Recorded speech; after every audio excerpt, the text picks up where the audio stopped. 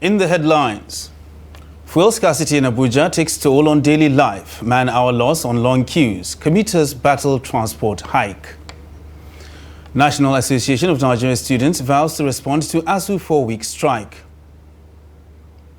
National Bureau of Statistics says inflation drops to 15.60% from 15.63% as presidential aide questions validity of the statistics. And on the foreign scene, Ethiopia Parliament votes to lift state of emergency early. Hello and welcome to Trust TV News Update. I am Ibrahim Yusuf.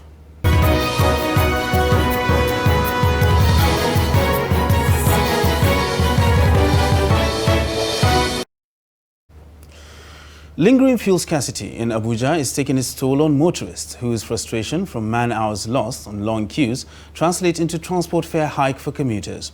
The situation is dire as long queues obstruct free flow of traffic, causing unnecessary congestion.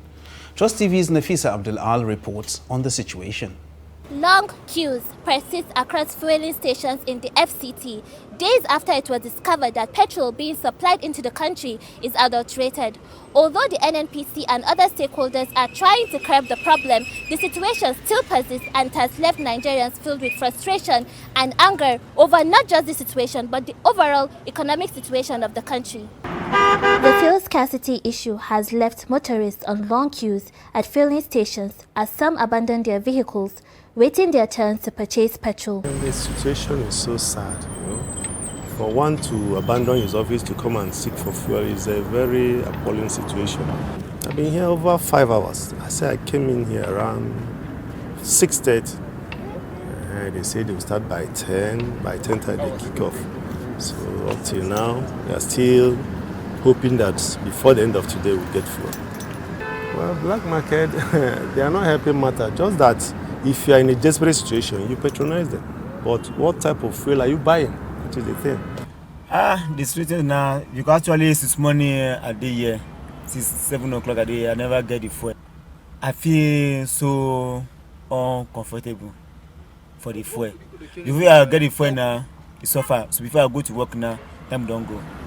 Black market, because they sell 5,000 for 10 liter, 5,000. Because they buy that 10 liter now for black market, I can't do work. They buy it now, how much I will eat, how much I carry go house. They run the Zuba. So from here to Zuba now is 600, 500, 600. Because the way we take buy the fuel, that's why we will take do the work. So bad, so painful. In fact, we left all. Can see people are standing by. We left all to stand on the sun. When you met me, we were in the sun, waiting for the queue to move. You see, all you can see is this black market all over, and the price they are selling.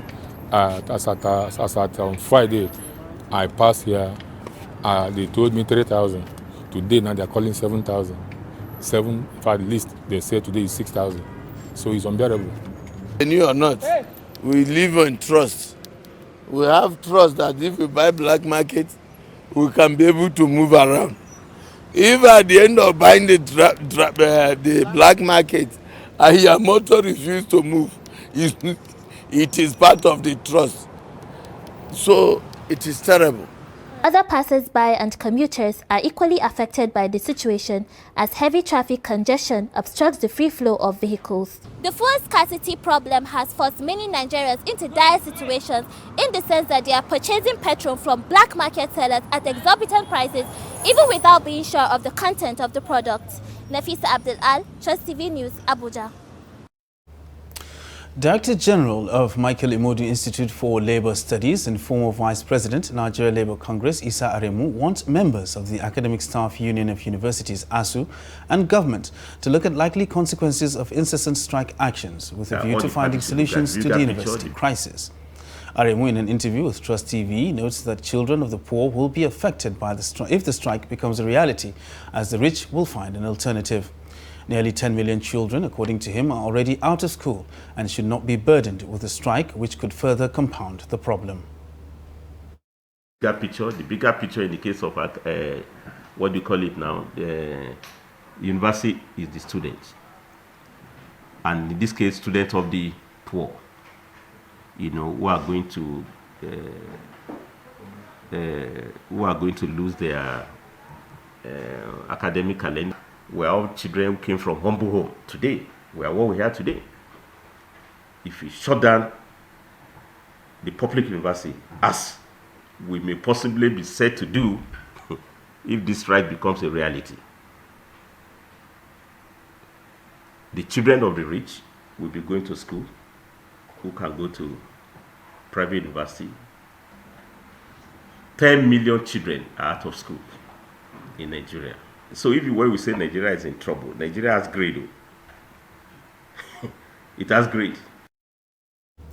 Meanwhile, the National Association of Nigerian Students has knocked the federal government and the Academic Staff Union of Universities over their inability to reach an agreement, which has resulted in industrial action by ASU.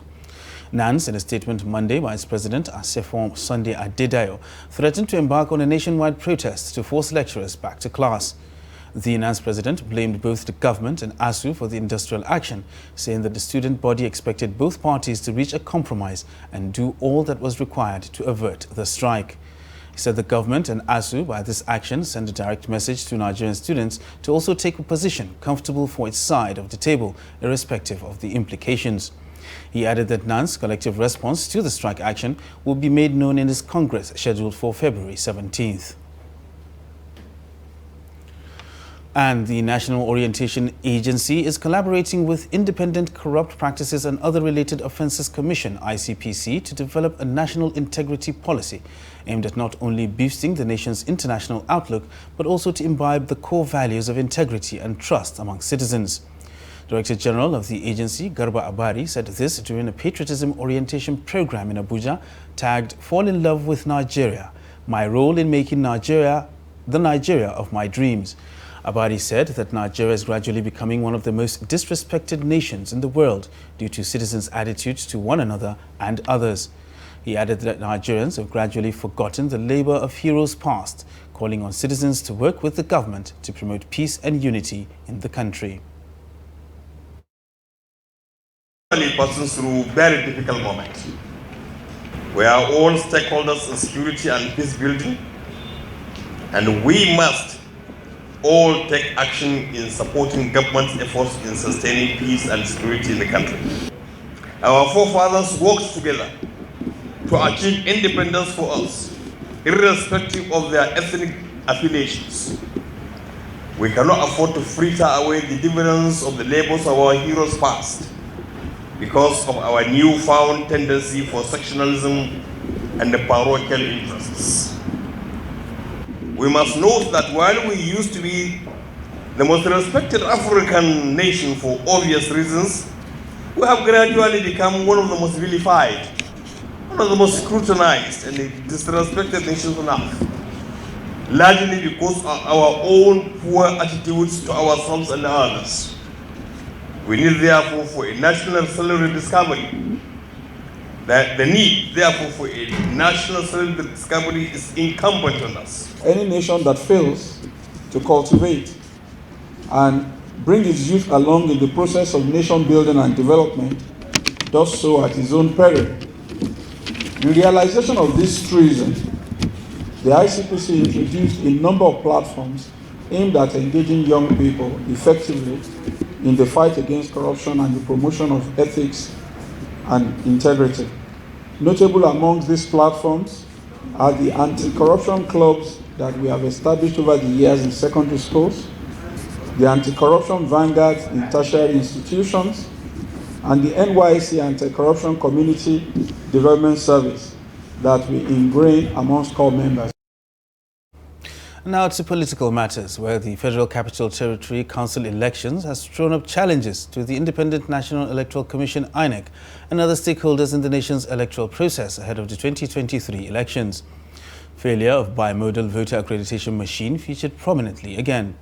Trust TV's Shafiu Suleiman engages stakeholders on the best way to address lessons learned from the area council elections as the nation moves closer to the 2023 general elections. Some of the major challenges encountered during the election were malfunctioning of the bimodal voter accreditation system (VBAS), votes buying, voter apathy, and late arrival of election materials to the polling units. We need to sit back as a commission to take a second look at the functionality of the beavers. But we believe that the beavers did not have any challenge. That the challenge we experienced had to do with the ad hoc staff. Some of them got overwhelmed by the situation, and some of them apparently did not pay attention to the protocols that they were supposed to follow when they have any challenge with the beavers. And if we have also tested it at this level with this number of glitches, it is a recipe for conflict if it is a bigger election and somebody is having a feeling that he's been disenfranchised. So it is important that lessons drawn from these failures of technology should be taken back, and of course a lot of effort should be put into redesigning or updating the software. Though some of the challenges are considered traditional due to their consistent appearance in every election cycle, the prevalence of vote buying and selling undermines efforts to recruit credible leaders that will guarantee dividends of democracy to the electorates. I think that the media has a responsibility to expose those who go to the polling units to go and corrupt the electoral process. These people are not ghosts. These people are known. These people have a face. These people have an identity. And we see all these people, and then we try to treat them with kid gloves because they are politicians, and some of them are welcome. Since the emergence of stomach infrastructure, we have seen a lot of emergence of people who are willing to sell their franchise. So it is a case of somebody trying to sell his birthright just for a plate of porridge. And it is obviously so, because Nigeria is the poverty capital of the world. Building public confidence in Nigeria's electoral process breeds voter apathy, which in turn affects the credibility of the outcome.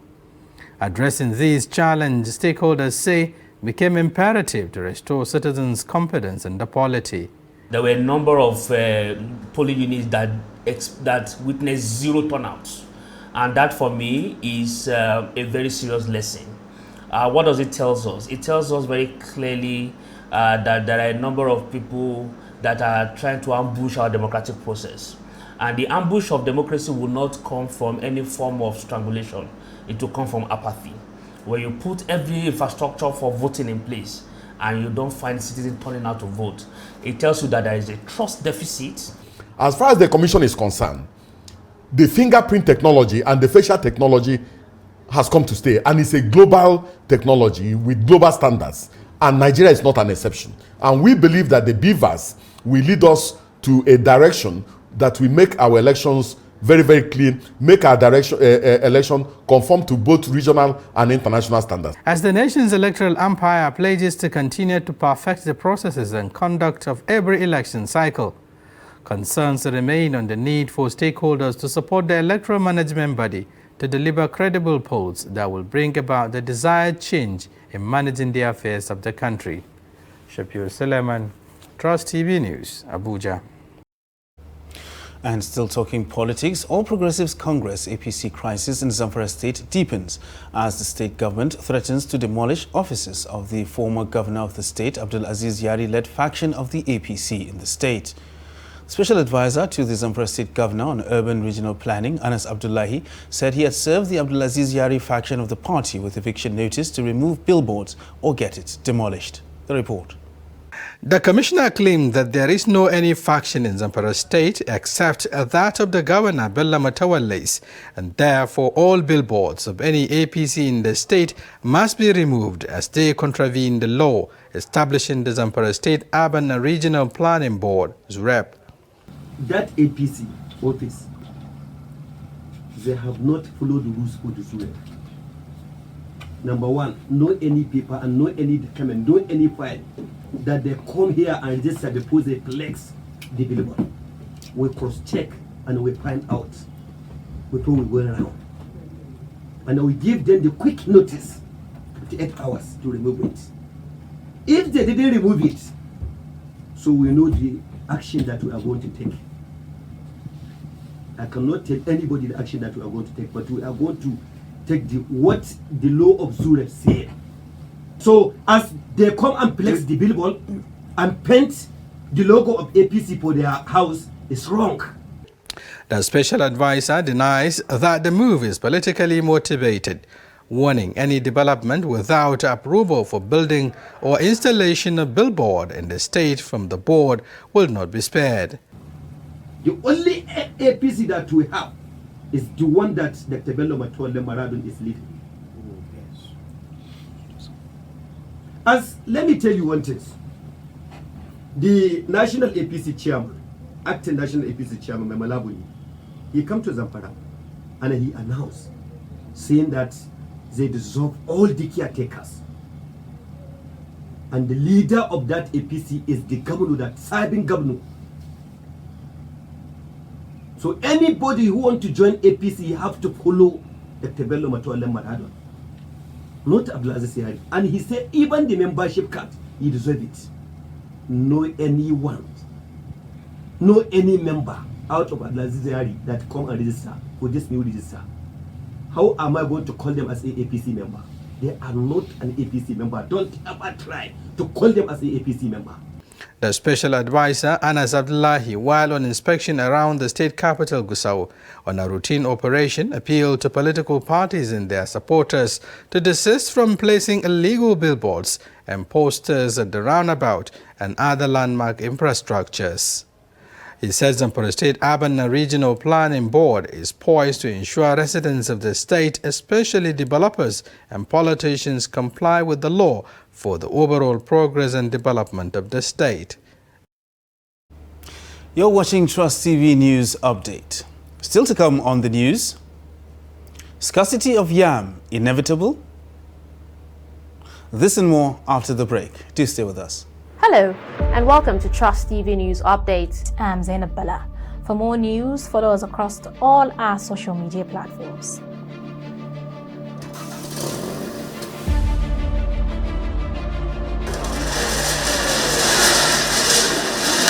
The nightmare that most of these Papi residents have dreaded for many years is finally happening. The place is a skeleton of itself, a place that was once busy with patients trooping in and out. I'm standing right now. I'm standing on top of the Maloney Hill in the ancient city of Kefi.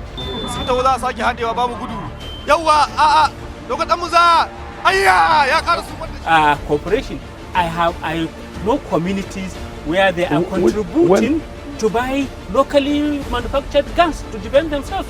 Being a Nigerian entrepreneur, and I am going to be taking you on a journey to show you the beautiful, the motivational and resilient nature of Nigerian entrepreneurs. Behind me is the Arewa Textile Mill, established in 1963 and eventually closed down in 2004. We are still going into some other hideouts to see if any apprehensions will be made tonight. Let's travel down to Shekau, a community in Yobe State, to talk to Shekau's mother on what she thinks about this development.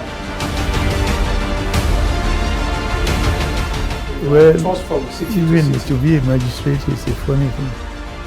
Yes. Have things changed? Is there more corruption now in the judiciary? What can we do about it? Well, this is one of the internally displaced camps here in Gusau, the Zamfara State capital.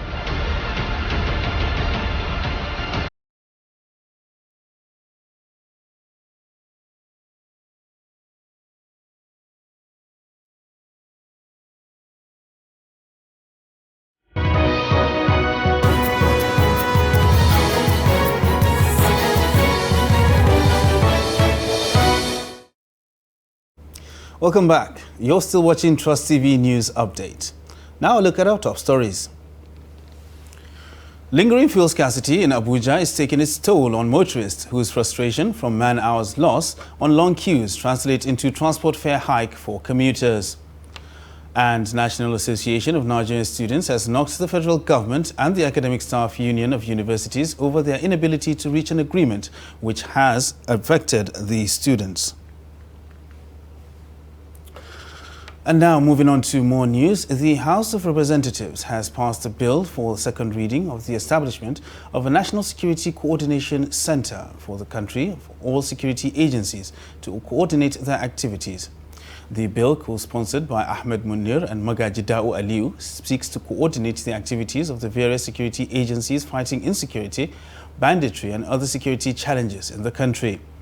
In his lead debate, Munir said there was the need to have an agency that will coordinate the activities of all security agencies to have a clear focus on all operations by the agencies. According to him, the agency, when established, will eliminate inter-agency rivalries and strengthen the operations of the agencies, who has sometimes work at cross purposes for the same operations. The bill was voted on and passed for second reading and referred to the House Committee on Intelligence and National Security. Meanwhile, gunmen on Monday abducted 10 people at the Ajakuta rail station in Kogi State. Daily Post reports that the gunmen, who were kitted with firearms, who came in commando style, opened fire on a man identified as Dennis, killing him instantly and whisked away their victims to an unknown destination. According to reports, the kidnappers have contacted one of their victims' families and demanded for 20 million naira ransom. Recall that in January 2022, 4 people were also kidnapped while returning home from a naming ceremony in Yagba West, local government area of Kogi State. And still talking insecurity, at least 3 policemen were Monday night reportedly shot dead by unidentified gunmen at the Ezilo axis of the Enugu-Abakaliki Express Road in Ishielu local government area of Ebonyi State. The police public relations officer, DSP Loveth Oda, confirmed the attack but did not give details of the number of casualties. However, reports said that the 3 policemen were gunned down in front of the Ezilo police station, where they mounted a roadblock along the express road. And the policemen were at the roadblock for their routine stop and search when the gunmen stormed the location and opened fire on them. Reports say the gunmen were also repelled as they were unable to gain access into the police area command, which is situated inside the Ishielu local government headquarters. Committee on Restructuring and Rationalization of Federal Government Parastatals, Agencies and Commissions and Committee to review the new agencies created after the submission of the Steve Oronsaye Committee report are being studied for effective implementation of their recommendations. The Director General of the Institute said the report and the recommendations will be looked into, and the reforms, and the member of the subcommittee, Desuki Arabi, said federal government is determined to carry out recommendations by the committees to ensure the implementation of the white paper on the Oronsaye report. Arabi said this when he featured on the News Agency of Nigeria special interview program Forum in Abuja. The Director General also said introduction of the Treasury Single Account (TSA) has reduced corruption in Nigeria by about 80%. And moving on to other stories, producers and suppliers of yam in Niger State have expressed concern over the looming scarcity and high cost of yam due to persistent attacks on yam farms and communities in the state. Checks by Trust TV on major yam markets in the state showed low supply with high demand despite the cost. Correspondent Abubakar Akote has more. Niger State is one of the major yam producing states in Nigeria. Studies have shown that the state produces over 2.3 metric tons, representing more than 10% of the total yam produced in Nigeria annually. Niger is one of the states to buy yam at a very low cost, but the recent security challenges facing the major yam producing local government areas of Shiroro, Munya, Paikoro, Rafi, Boso, and Mariga, where many farmers have been killed, several others and thousands displaced, has affected the production and supply of the product. The state supplies yam in large quantity to many states and towns in Nigeria, including Lagos, Ekiti, Oyo, Kano, and Warri, as well as the Republic of Niger and Algeria. Checks on major yam markets in Paiko, Garatu, and Jere, as well as Kure Market and Kasuangwari Mina, showed low supply of yam and high demand despite the cost this year. There are differences between this year and last year. Yam is very expensive this year because this yam you can see, this is a seed yam. At last year, we bought this one at the rate of 10,000. By now, it's now 17 to 18,000. So, the problem of insecurity in Nigeria has affected the food item all over the nation because a lot of farmers, they can no longer produce their farmland, take less of coming into the market. So, a lot of farmers, they have run away from their village, coming back inside them. So how they come, there's no alternative for them to brought their food crops into the market. Yams have rotten your farms, and those ones you cannot get them back again. That is why there is scarcity of yam this year. We are afraid of bandits. We cannot go to farm.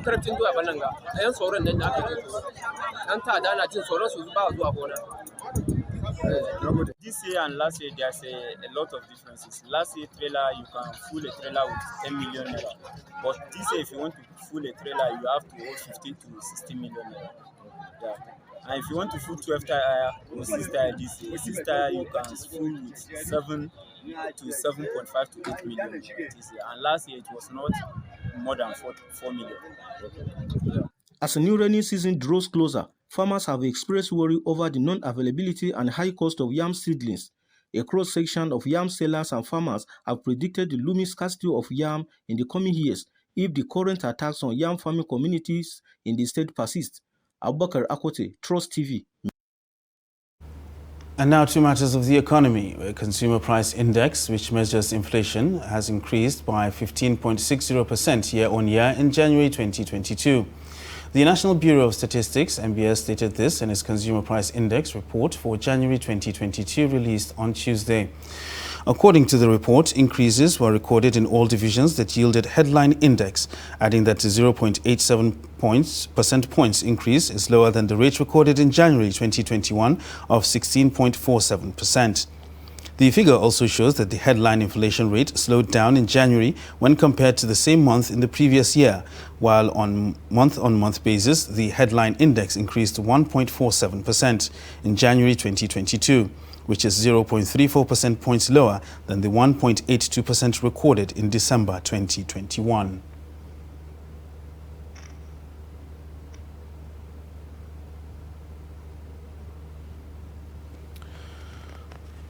And now a look at the foreign scene, where Ethiopia's parliament has voted for an early end to a 6-month state of emergency declared last November, when rebel Tigrayan forces were threatening to march on the capital Addis Ababa. Lawmakers' decision comes on Tuesday after cabinet proposals last month about cutting short the emergency measures in light of improving security conditions in the country. The 312 lawmakers who attended the session, 63 opposed lifting the state of emergency, while 21 abstained from the vote. It is not immediately clear whether the state of emergency would be lifted on Tuesday directly following the Parliament's vote. The 6-month state of emergency allows, among other things, for roadblocks to be established, transport services to be disrupted, curfews to be imposed, and for the military to take over in certain areas. And that wraps up Trust TV News Update for this hour. Don't forget to subscribe and follow us across all our social media platforms. I am Ibrahim Yusuf. Thanks for staying with us.